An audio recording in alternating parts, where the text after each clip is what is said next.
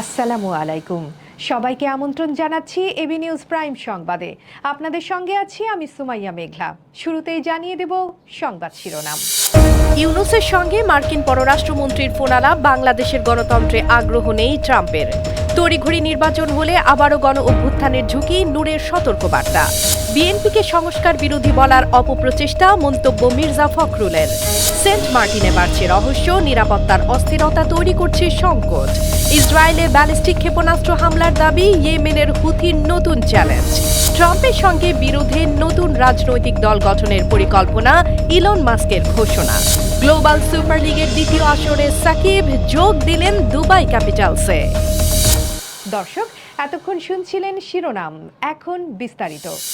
Washington ভিত্তিক নীতি গবেষণা প্রতিষ্ঠান উইলসন সেন্টারের সাউথ এশিয়া ইনস্টিটিউটের পরিচালক মাইকেল কুগেলম্যান বলেছেন, বাংলাদেশের ব্যাপারে এখন মার্কিন সরকারের আগ্রহ মূলত বাণিজ্য ও ভূ রাজনৈতিক প্রতিদ্বন্দ্বিতা কেন্দ্রিক। বিশেষ করে যখন বাংলাদেশ কঠিন ৩৭% শুল্কের মতো বাণিজ্যিক চ্যালেঞ্জের মুখোমুখি, তখন তাদের জন্য গণতন্ত্রের উন্নয়ন বা রাষ্ট্র গঠনে অর্থ বিনিয়োগের গুরুত্ব কমে গেছে। তিনি উল্লেখ করেন, সম্প্রতি এক সংবাদ সম্মেলনে ট্রাম্প প্রশাসন বিদেশি সহায়তা ব্যাপকভাবে কমানোর ঘোষণা দিয়েছে। এর ফলে বাংলাদেশের গণতন্ত্রের উন্নয়ন বা উন্নতিতে তাদের আগ্রহ নিতান্তই কম বলে মনে করছেন তিনি। এ সময় বিশেষ করে প্রধান উপদেষ্টা ডক্টর মোহাম্মদ ইউনূস ও মার্কিন পররাষ্ট্রমন্ত্রী মার্কো রুবিওর মধ্যে সাম্প্রতিক ফোনালাপের কথা উল্লেখ করে কুগেলম্যান বলেন, এই ফোনালাপের বিবরণে স্পষ্ট হয়েছে যে ওয়াশিংটনের জন্য ঢাকার সঙ্গে সম্পর্কের গুরুত্ব এখন মূলত বাণিজ্য ও আঞ্চলিক বৃহৎ শক্তিগুলোর সঙ্গে প্রতিযোগিতার ক্ষেত্র। To help evacuate stranded people in 2010. Of course, the U.S. has left that. দেশের রাজনৈতিক অঙ্গনে এক অদ্ভুত সতর্কবার্তা শোনা যাচ্ছে। সংস্কারবিহীন দ্রুত নির্বাচনের পথে হাঁটলে আবারও দেশের মানুষ মুখোমুখি হতে পারে অসংখ্য গণ অভ্যুত্থানের। এই আশঙ্কার ঝুঁকি উড়িয়ে দিচ্ছেন না গণ অধিকার পরিষদের নেতা নুরুল হক নূর। তিনি বলেন, দেশের জনগণের স্বার্থে সত্যিকার অর্থে পরিবর্তন আনার জন্য সংস্কারের পথে এগোতে হবে, অন্যথায় অজান্তেই আবারও দানা বাঁধতে পারে জনতার ক্ষোভের আগুন। তিনি স্পষ্ট করে বলেন, জাতীয় ঐক্যই দেশের নিরাপত্তা সুসংহত করতে পারে। পার্বত্য চট্টগ্রামের মতো অস্থিরতার বিষয়টি উল্লেখ করে বলেন, স্বাধীনতার পর থেকে এই অঞ্চলের অস্থিরতা কাটেনি। ৫০ বছরেও সেই সমস্যা সমাধান হয়নি। এই অশান্তির পেছনে মূল কারণ হল দীর্ঘস্থায়ী সংস্কারবিহীন ব্যবস্থা ও অদূরদর্শী নীতিমালা। নূরের ভাষায়, সরকারের পরিবর্তনের সঙ্গে সঙ্গে পররাষ্ট্রনীতি ও অভ্যন্তরীণ নীতির পরিবর্তন ঘটে। রোববার ৬ জুলাই জাতীয় নিরাপত্তার স্বার্থে জাতীয় ঐক্য অপরিহার্য শীর্ষক জাতীয় সংলাপে অংশ নিয়ে তিনি কথা বলেন। পরিবর্তনের জায়গা যদি আপনারা ফোকাস না করে যদি তড়িঘড়ি করে একটা ইলেকশনের দিকে চলে যান, তাহলে কিন্তু আবার আপনারা অনেকগুলো গণ অভ্যুত্থানের সম্মুখীন হবেন। ঐক্যের মাধ্যমে নিরাপত্তাকে সুসংহত করতে পারেন। জাতীয় নিরাপত্তার জন্য আমাদের যে বিষয়টি বারবার আলোচনা আসছে, আমাদের পার্বত্য চট্টগ্রাম অঞ্চলে আমরা তো ৭২-এর পর থেকেই, দেশ স্বাধীনের পর থেকেই ওই অঞ্চলে একটা অস্থিরতা দেখে আসছি। ৫০ বছরে কিন্তু আপনারা নিরসন করতে পারেন। রোববার ৬ জুলাই গুলশানে চেয়ারপারসনের কার্যালয়ে এক সংবাদ সম্মেলনে বিএনপি মহাসচিব মির্জা ফখরুল ইসলাম আলমগীর বলেছেন, এক শ্রেণীর মহল অত্যন্ত পরিকল্পিতভাবে বিএনপিকে সংস্কার বিরোধী বলে প্রচার করার অপপ্রচেষ্টা চালাচ্ছে। তিনি মন্তব্য করেন, আজকে একটা মহল, একটা চক্র খুবই পরিকল্পিতভাবে বিএনপিকে সংস্কার বিরোধী হিসেবে প্রচার করার অপপ্রচেষ্টা চালাচ্ছে। মির্জা ফখরুল বলেন, কিছু মিডিয়া ও কিছু ব্যক্তির মাধ্যমে বিএনপির সংস্কার নিয়ে বিভ্রান্তি ছড়ানোর চেষ্টা হচ্ছে, যা সম্পূর্ণ অমূলক। তিনি স্পষ্ট করে বলেন, আমাদের কমিটমেন্ট টু রিফর্মস, এ নিয়ে কোনো সংশয় নেই। বিএনপি ২০১৬ সালে বেগম খালেদা জিয়া ভিশন ২০৩০ তুলে ধরেন, যেখানে সংস্কারের কথা বলা হয়েছে। এরপর ২০২২ সালের ২৭ দফা এবং অন্যান্য দলের সঙ্গে আলোচনা করে ২০২৩ সালে ৩১ দফা সংস্কার কর্মসূচি ঘোষণা করি। এই কর্মসূচির জন্য আমরা আন্তরিক, সারা দেশে বিভিন্ন প্রোগ্রাম করেছি, জনগণের কাছে গিয়েছি, সুধী সমাজের সঙ্গে আলোচনা করেছি।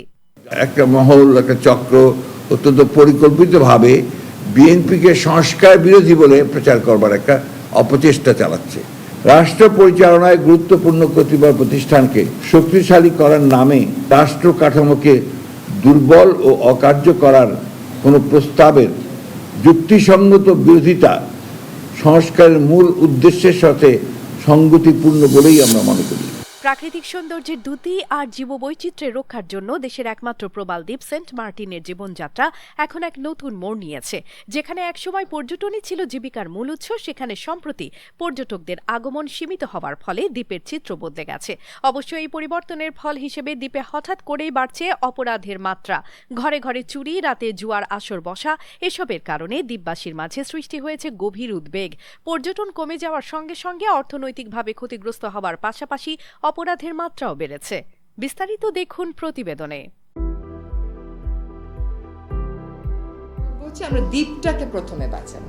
প্রাকৃতিক সৌন্দর্যের অপূর্ব এক নৈসর্গিক স্বর্গ সেন্ট মার্টিন, তবে এই স্বর্গের ভাগ্য যেন দিন দিন অন্ধকারে ঢেকে যাচ্ছে। গেল কয়েক বছর ধরে পর্যটন মৌসুমে পর্যটকদের সংখ্যা সীমিত করে দেশের একমাত্র প্রবাল দ্বীপের অর্থনীতির উপর প্রভাব পড়ছে। এর ফলে দ্বীপের মানুষের জীবিকায় অস্থিতিশীলতা সৃষ্টি হয়েছে। সেন্ট মার্টিনে বেড়ানোর জন্য আগের বছরগুলোতে অল্প সংখ্যক পর্যটক আসলেও গত বছর নভেম্বরে হঠাৎ করে সরকারের নির্দেশনায় রাত যাত্রা নিষিদ্ধ করার কারণে পরিস্থিতি আরও জটিল হয়ে উঠেছে। এরপর ডিসেম্বর ও জানুয়ারিতে দিনে ২,০০০ পর্যটক আসলেও এর প্রভাবে দ্বীপের অর্থনীতির গতি কমে গেছে। ফলে স্থানীয় বাসিন্দাদের আয়ের প্রধান উৎস বন্ধের পথে। অন্যদিকে সাগরে মাছ ধরা নিয়ে আতঙ্কের মধ্যে রয়েছে জেলেরা। মধ্যখানে ৫৮ দিনের মাছ ধরা নিষেধাজ্ঞা শেষ হলেও প্রাকৃতিক দুর্যোগ ও আর্মির ভয়ে তারা সাগরে নামতে পারছেন না। সরকার বলছে অতিরিক্ত পর্যটন এবং অব্যবস্থাপনার কারণে দ্বীপের পরিবেশের উপর চাপ সৃষ্টি হচ্ছে। পরিবেশ উপদেষ্টা সৈয়দা রিজওয়ানা হাসান বলেন, সেন্ট মার্টিনের প্রাকৃতিক পরিবেশ ফিরে আসতে শুরু করেছে। মার্টিন দ্বীপের প্রাকৃতিক পরিবেশ ফিরে আসা শুরু হয়েছে। এখন আমরা পর্যটন মন্ত্রণালয়ের সাথে কাজ করছি, যে নিয়ন্ত্রণমূলক কাজগুলো আমরা করছি, তার পাশাপাশি ওই দ্বীপটাকে নিয়ে একটা মাস্টার প্ল্যান করা যায়। আড়াই দশকে পর্যটন শিল্পের বিস্তার হলেও সম্প্রতি পরিবেশের ক্ষতি ও অপ্রপর পরিকল্পনা নিয়ে উদ্বেগ প্রকাশ করছেন স্থানীয়রা। গত বছর নভেম্বরে হঠাৎ করে রাতযাত্রা নিষিদ্ধের সিদ্ধান্তের ফলে দ্বীপের অর্থনৈতিক ক্ষতি ছাড়াও ভবিষ্যৎ নিয়ে অনিশ্চয়তা তৈরি হয়েছে। সেন্ট মার্টিনের এই সংকটের মূলে রয়েছে পরিবেশের অবস্থা, পর্যটন নীতির অসংগঠিত বাস্তবায়ন ও নিরাপত্তার প্রশ্ন। এই অপূর্ব দ্বীপের স্বাভাবিক সৌন্দর্য ও জীববৈচিত্র্য রক্ষায় দ্রুত ব্যবস্থা নেওয়া জরুরি, অন্যথায় এই স্বর্গের অস্তিত্বই সংকটের মুখে পড়বে। AB news desk report. Israeli ভূখণ্ডে নতুন করে উত্তেজনা দেখা দিয়েছে, যেখানে ইরান সমর্থিত ইয়েমেনের হুথি বিদ্রোহীরা ব্যালিস্টিক ক্ষেপণাস্ত্র হামলার দাবি করেছে। রোববার ভোরের দিকে ছোড়া এই হামলা, যা ইসরায়েলের সামরিক বাহিনী বলেছে তাদের রক্ষা ব্যবস্থা সক্রিয় ছিল এবং ক্ষেপণাস্ত্রটি ভূপাতিত করা হয়েছে। ইসরায়েলি সেনাবাহিনীর এক বিবৃতিতে জানানো হয়েছে, রোববার ভোরে ইয়েমেন থেকে ইসরায়েলের দিকে একটি ক্ষেপণাস্ত্র ছোড়া হয়, যা আমাদের প্রতিরক্ষা ব্যবস্থা দ্বারা প্রতিহত করা হয়েছে। সেই সময় বিভিন্ন এলাকায় সাইরেন বাজিয়ে বাসিন্দাদের সতর্ক করা হয়। বলা হয়, এই হামলার কয়েক ঘণ্টা পর ইয়েমেনের হুথি বিদ্রোহীদের একজন মুখপাত্র বিবৃতি দিয়ে জানিয়েছেন, তারা মধ্যাঞ্চলের জাফা এলাকায় একটি ব্যালিস্টিক ক্ষেপণাস্ত্র নিক্ষেপ করেছে। তবে হুথিদের দাবি, তাদের ছোড়া বেশিরভাগ ক্ষেপণাস্ত্র ও ড্রোন ইসরায়েলি প্রতিরক্ষা বাহিনী ধ্বংস করে দিয়েছে বা লক্ষ্যে পৌঁছানোর আগেই ভূপাতিত করেছে। অতীতে হুথিরা ইসরায়েলে নিয়মিত ক্ষেপণাস্ত্র ও ড্রোন হামলা চালিয়ে আসে, যার জবাবে ইসরায়েলি সেনারা ইয়েমেনে প্রায় আঘাত হানছে। এই পরিস্থিতি আন্তর্জাতিক পর্যায়ে নতুন উত্তেজনার সূচনা হতে পারে বলে মনে করা হচ্ছে। বিশ্বের অন্যতম শীর্ষ ধনী ও প্রযুক্তি বিপ্লবের অন্যতম নায়ক ইলন মাস্ক ঘোষণা করেছেন, তিনি যুক্তরাষ্ট্রে একটি নতুন রাজনৈতিক দল গঠন করবেন। এই সিদ্ধান্তের পেছনের মূল কারণ হিসেবে তিনি তুলে ধরেছেন বর্তমান রাজনৈতিক পরিস্থিতি ও সাবেক প্রেসিডেন্ট ডোনাল্ড ট্রাম্পের সঙ্গে তার প্রকাশ্য বিরোধ। মাস্ক জানিয়েছেন, ট্রাম্পের সঙ্গে সম্পর্কের অবনতি হওয়ার পর থেকেই তিনি এই নতুন দলের ভাবনা ভাবছেন। বিবিসি সূত্রে জানা গেছে, ট্রাম্পের প্রশাসন থেকে বেরিয়ে আসার পর তিনি তার বাজেট পরিকল্পনার তীব্র সমালোচনা করেন। এরপরই প্রথমবারের মতো তিনি এই বিষয়টি সামনে আনেন, নতুন রাজনৈতিক দল গঠনের ইঙ্গিত দেন। ট্রাম্পের সঙ্গে সম্পর্কের বিরোধের সময় মাস্ক একটি জনমত জরিপ চালান, যেখানে তিনি এক্স ব্যবহারকারীদের জিজ্ঞাসা করেন যুক্তরাষ্ট্রে নতুন রাজনৈতিক দল প্রয়োজন কিনা। শনিবার এই জরিপের ফল তুলে ধরে তিনি বলেন, 2:1 ব্যবধানে মানুষ একটি নতুন রাজনৈতিক দল চায় এবং তারা সেটা পেতে যাচ্ছে। এমন ঘোষণা যা রাজনৈতিক অঙ্গনে নতুন করে ঝড় তুলতে পারে, সেই সঙ্গে প্রযুক্তি ও অর্থনীতির ইতিহাসে হতে পারে এক নতুন অধ্যায়ের সূচনা। গায়ানা ক্রিকেট কর্তৃপক্ষের আয়োজনে চলমান গ্লোবাল সুপার লিগের দ্বিতীয় আসর শুরু হতে যাচ্ছে আগামী 10 জুলাই। এই আসরে বাংলাদেশের সাবেক অধিনায়ক ও বিশ্বসেরা অলরাউন্ডার সাকিব আল হাসানের খেলার গুঞ্জন বেশ আগে থেকেই শোনা যাচ্ছিল। তবে প্রথমে রংপুর রাইডার্সের জন্য তার খেলার সম্ভাবনা থাকলেও পরিস্থিতির অবনতি ও ঝুঁকি বিবেচনায় বাংলাদেশে এই ক্রিকেটারকে স্কোয়াডে রাখা হয়নি। এবার দুবাইয়ের ফ্র্যাঞ্চাইজি দল দুবাই ক্যাপিটালস নিশ্চিত করেছে তারা সাকিবকে দলে নিয়েছে।